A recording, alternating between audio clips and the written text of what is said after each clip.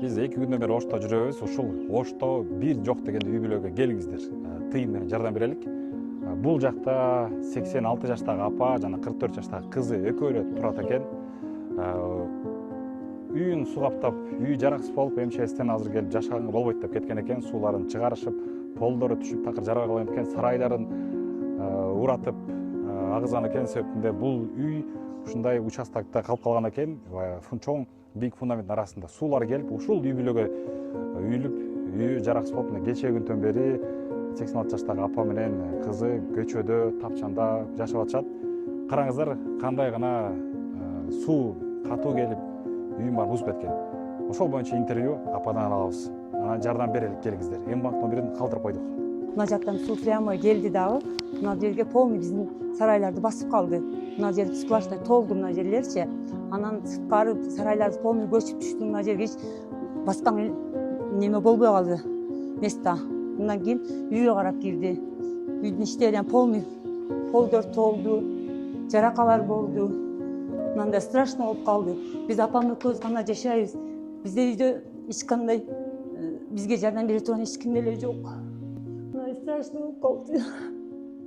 Кирип карасам. Полдору түшүп кетти эле. Полдор полный түшүп калды. Эч нерсе калбады бул жакта. Сарайлар дагы баардыгы агып кетти.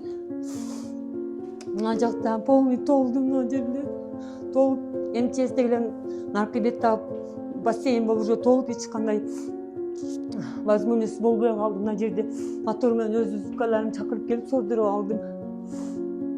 Ошо менин ошо болгон айта турган сөзүм, мына жакта бүтүндөй кошуналарыбыз өздөрүнүн территориясын тосуп алган, эч кандай пайнат жок бизде.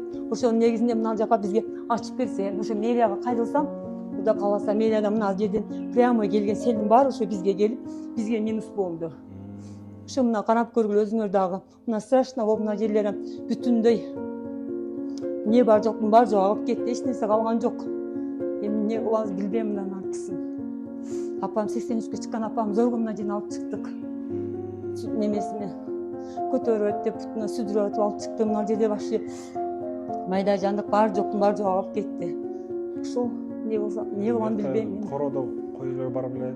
Кородо ошо дизелик пресс алдым эле мен өзүм. Апам экөөбүз жалгыз боюбуз өзүбүз. Пресстерим канчасы калды билбейм. Тооктордон акты 5-6 тал калыптыр. Ушундай ситуация болуп кетти айды. Кудайдын кудурети менен. Ошо иштер ушундай болду. Эми эмне кылам, кандай возможность болот билбейм мен дагы. Полностью биятын полумасы керек экен азыр. Жашаш үчүн кайра. Полный ошо толду да. Апаңыз 83-тө? 83-тө апам ошо көз жашайбыз да ошо үйдө. 83 жаштагы апа, кыз экен, экөө жашайт экен. Бул айылдын аты Төлөйкөн. Ой, бул кайсы айыл? Төлөйкөн.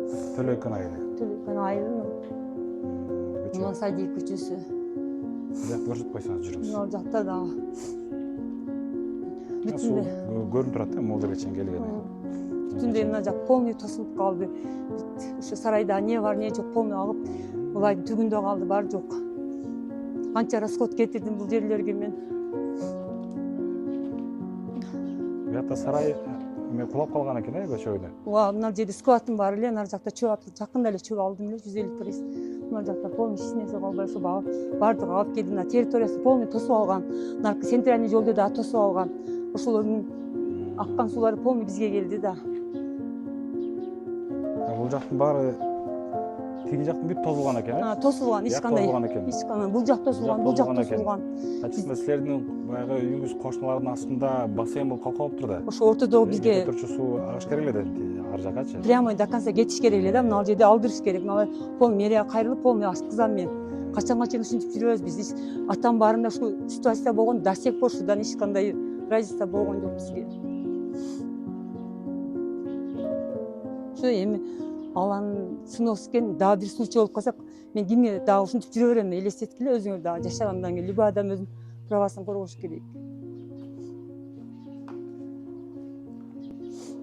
Страшно, ичине баары жок агып кетти, мына складта полный нерселерим бар эле. Эч нерсе калбады. Апам жалгыз боюбуз, компьютер. Жакшы мен үйдө экенмин, иштегондо эмне болот элем? Апаңыз жалгыз, э? Ошпон жалгыз. Балдар ар ким эки акам барып өтүп кетти, бирөөсү жакында. Бирөөсү улам ооруп жүрөт. Мына арка жакты көргүлө, почти страшно бул жактагы. Аркада бассейн болуп калып толуп.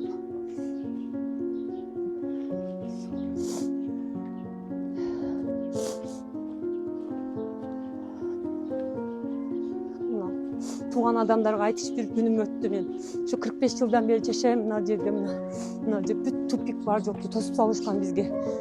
Bizde erkek çok hiç sözünü hiç kim ukpayt eкен. Мына полный мына жака толуп кеше МЧСтин балдары мыятып кечке алып мына жака айдашты да сунушу. Ошонун немесинен мына биздин үйгө кирип кетти. Ана арка жактан дырка кылышты, дырка кылып бул жака айдашты. Мына сарайлар бүт өлдү. Эместе ордун таап. Басаң болуп калыптыр. Ошо мэрия кайрылып, ошо мына центральный жолдогу багы мындай сементтен тосулуп жатты, көрдүңөрбү? Ошону ачкызыш керек. Мына кошуналардагылар ачкызыш керек.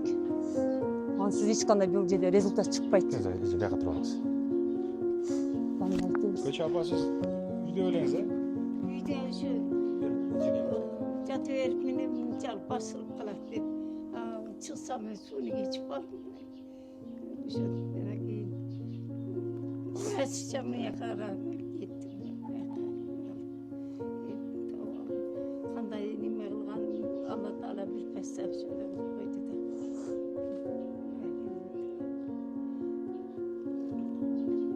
Жардам берип жакшы неме кылып Жашаганга мүмкүн эмес деди. Эми биз каяка жашайбыз? Апам каяка жашайт, мен каяка жашайм? Элестетип көргүлө. МЧСте коопсуздукка мүмкүн эмес дейт. Кирбетип ана жүк ташууду зорго ташып калдык. Кошуналарды чакырып. Ол мен басылып калат деп үйдөн чыкпай отуруп суда калабыз дедим. Мына прямо мына ошо центральный жолдогулар сунуп барып ушул жака келди да. Ушул үй бүлөгө эжеге жардам берип коелуп, апасы бар экен, 83 жаштагы. Кече күнү сел ошто жүргөндө ушул үйүнүн ичин көрүп чыктык. Сыналардын ичи жаракка кетип, полдор такыр жарабай, бул жактагы сарайына чейин бүт агызып кеткен экен. Бул жактагы кошуналарын ушундай бийик фундаменттер коюп, ачканда ушул үй бүлөнүн участогу ушул суунун ортосунда калган экен, бассейнде болуп. Эжеке атыңыз ким? Жебек эже. Канчадасыз? 43. Мына 83-төгү апасы. 86-да.